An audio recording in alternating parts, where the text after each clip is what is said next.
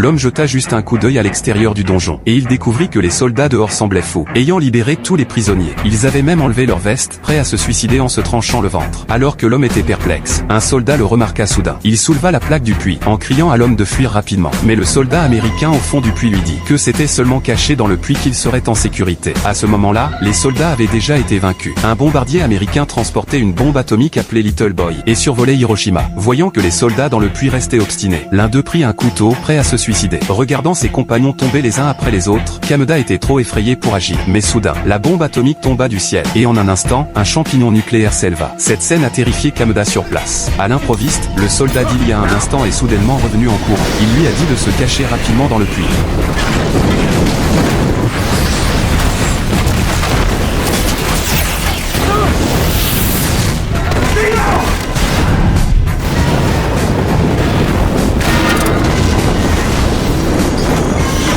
Mais lorsque la fumée s'est dissipée, Kameda a découvert que le soldat était brûlé au point d'être méconnaissable. Et pourtant, à la seconde suivante, les blessures du soldat ont commencé à guérir à une vitesse supraluminique. Bientôt, son corps est revenu à la normale. Lorsqu'ils sont sortis de la prison souterraine, Hiroshima était déjà réduite en ruines. Des années plus tard, le Kameda d'autrefois était devenu un vieil homme aux cheveux tout blancs, tandis que le soldat restait ce jeune homme d'autrefois. En fait, le soldat était le Wolverine, le plus résistant des super-héros, doté d'un corps immortel et indestructible.